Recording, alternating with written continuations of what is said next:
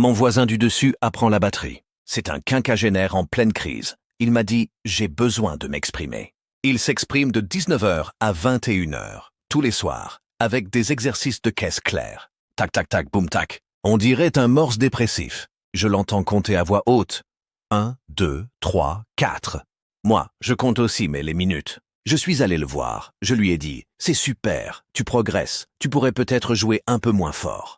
Il m'a répondu « c'est la passion, ça ne se contrôle pas ». Depuis, je vis avec un casque anti-bruit et une passion pour le silence. J'ai tenté le télétravail en espace de coworking, pensant fuir la solitude. Erreur. C'est un open space payant avec du café en grains et des gens qui font du networking à 11h du matin.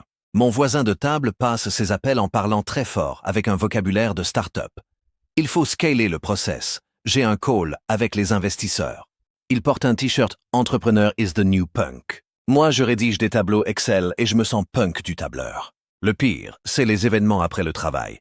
Soirée bière pong et pitch de votre projet. J'ai pitché ma recherche d'un emploi stable, j'ai fini 3e. J'ai une plante carnivore chez moi. Je l'ai achetée pour qu'elle mange les moucherons. Elle n'en mange pas un seul. Je la soupçonne d'être végétarienne. Je lui mets un moustique devant les feuilles. Rien ne se ferme. Je lui parle « Allez, mange, c'est bio ». Elle ignore. Les moucherons continuent de voler autour de mes fruits. J'ai une plante qui fait la grève de la faim. Je l'ai menacée de la mettre dehors.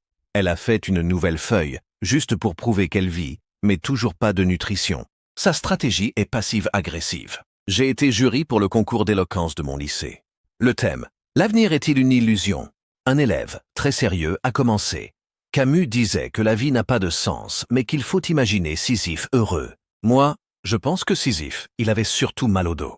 J'ai éclaté de rire, seul dans la salle. Il a continué en mélangeant Kant et les Pokémon, c'était génial. Je lui ai mis la meilleure note. Les autres professeurs ont dit « c'est trop léger ». La philosophie a besoin de Pokémon.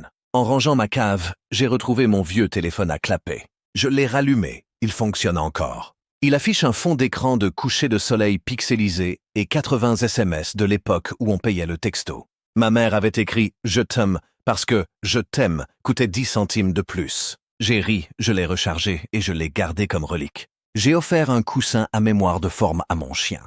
Il l'a reniflé, a tourné 3 fois dessus et s'est couché à côté, sur le carrelage. La mémoire de forme, il s'en fiche, il veut de la dureté. J'ai mis le coussin sur ma chaise de bureau. Maintenant, j'ai un coussin pour chien, mais c'est moi qui m'en sers. Le chien me regarde avec dédain. Ma copine m'a traîné à un cours de danse latine. Je suis raide comme un piquet. Le prof dit « Laissez bouger vos hanches. Imaginez que vous dessinez un 8 avec votre bassin. » Mon bassin dessine un 0 pointé. Ma copine valse autour de moi.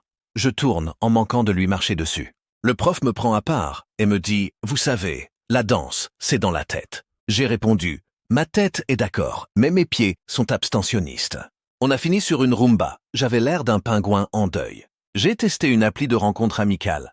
Le concept, on s'inscrit, on choisit des activités, l'appli propose des rencontres amicales. Première activité, randonnée. Je me suis retrouvé avec un type qui parlait exclusivement de minéraux. Il sortait des cailloux de son sac à dos. Ça, c'est une pyrite. Elle ressemble à de l'or, mais c'est un sulfure de fer. La balade a duré 3 heures. À la fin, il m'a donné un bout de schiste en souvenir. Il est sur mon bureau, je le garde.